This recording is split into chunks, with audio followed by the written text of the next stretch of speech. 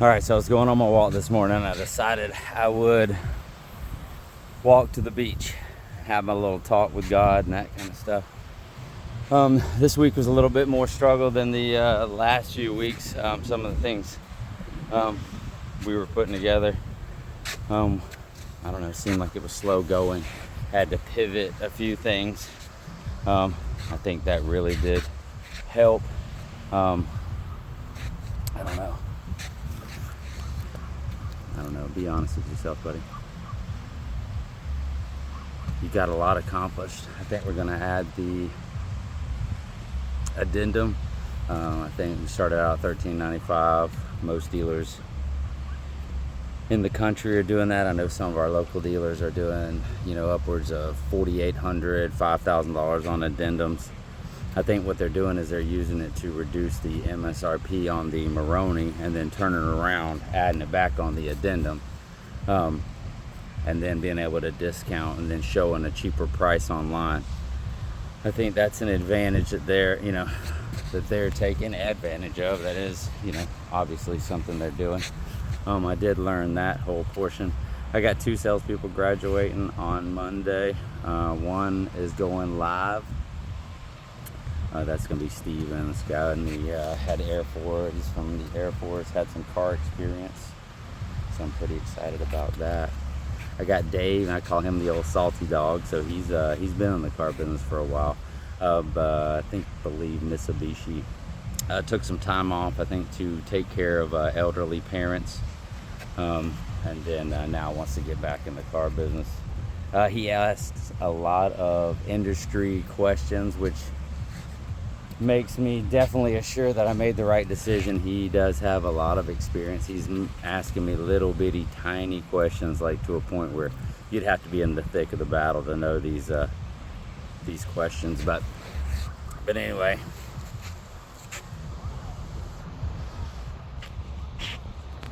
take a few pictures while I'm out here. So we had we had a Thursday, I believe we had a 6-car Thursday, made some money. Friday went a little flat. Saturday started out flat, ended up with 4. Putting deals together as hard as we humanly possibly can. Still trying to put a couple of days together in a row. As of right now, I think I took over used cars to a point where it's just, back to me doing inventory management. It's not really a whole bunch of anything. It's really just inventory management. And then the sales portion of it has to go through these sales desks. So mainly I can manage inventory, manage the lot presence, that kind of stuff. Me just doing me. And then I can still do the other job at the same exact time.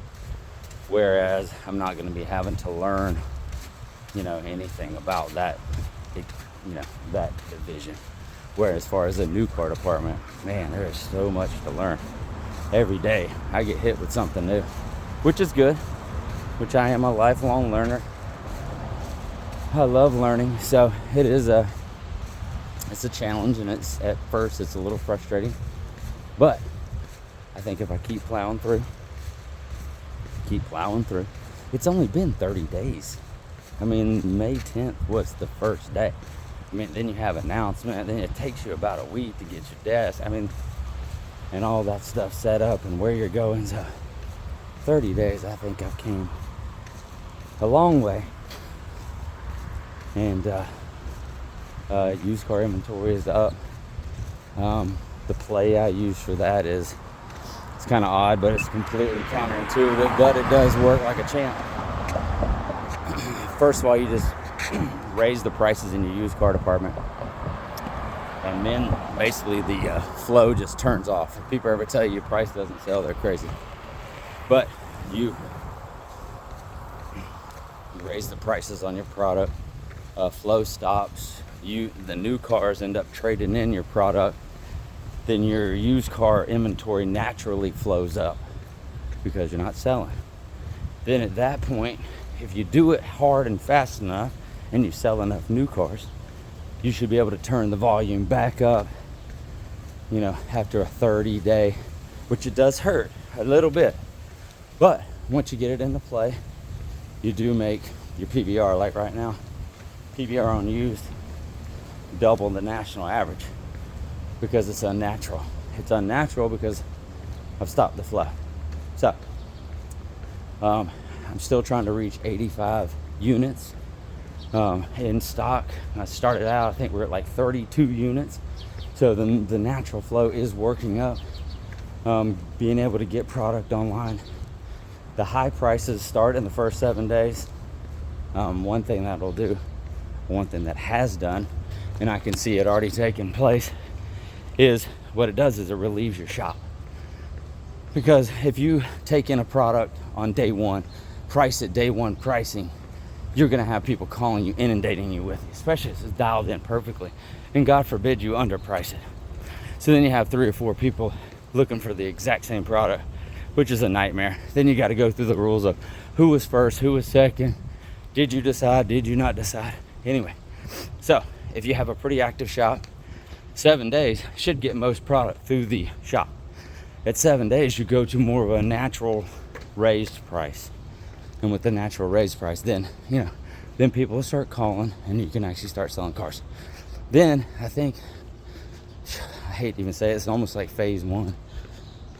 But once I get 100 units in used car like inventory, then at that point I can start turning on the volume of used cars, and then I can get a natural flow down to the national average PVR and keep that going. Reason why I do it that way is because I cannot stand buying cars at an auction. Oh my God. I used to buy cars from an auction when I was a kid. I've probably bought them, I want to say thousands, hundreds, thousands. I don't know how many I bought. To a point where I used to know every caller, ring man, bill out clerk in the Southeast. They knew me by first names. I don't know what that means, but I do know right now in the climate we live in right now, that's about a $5,000 loss on every purchase, and that's the math. By the time you overpay for things, ship them in, all this kind of ship them in, floor plan them, pack them, stack them, rack them, service, pictures, all that kind of stuff, it's a $5,000 loser every time. So if you do that 10 times, you lose $50,000. So instead of doing that, I'd rather help Jimmy Joe, Bobby Sue, out of Bonifay. They want to get in a pretty Chevrolet, and all I got to do is pay a little bit more money for the car they rode in up on. Right? I solved Jimmy Joe and Bobby Sue's problem. It solves mine too. And then somebody's gonna love his truck, and I didn't have to go out and buy it, turn that into a customer. Oh man, what if he buys prepaid maintenance and uses our service department for the next 3 years, 5 years? What if he becomes a lifelong customer because I quote unquote overpaid for a Silverado trade-in? You know what I'm saying? So it's a little odd in my book. So that's my used car theory. I can get more into the nuances of it, but that's pretty much the play on that. And then what you do is, all right, so this is the advanced move. I don't know if I should share this one or not, but I'm going to shoot the advanced move. The advanced move is you use your new car division to flood your used car lot. So then that becomes pricing.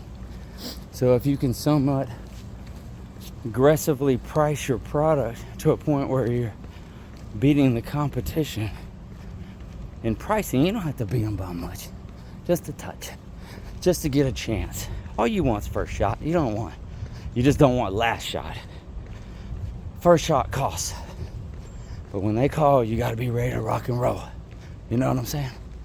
So anyway, enough on that. I'm trying to walk back home now. My wife's gonna wonder where I was at. This is the first time I'm doing this, so the beginning probably is a little rambled, and the middle is probably a little rambled, but I hope you get a little snippets out of this. I love where we're heading. I think we're heading in the right direction. I can't wait to give y'all a follow-up to tell you what we're doing. Anyway, you'll have a wonderful day. I keep learning. I keep moving. I keep shaking. And car business is the only thing I know. So let's see if we still got it. Love y'all. See you.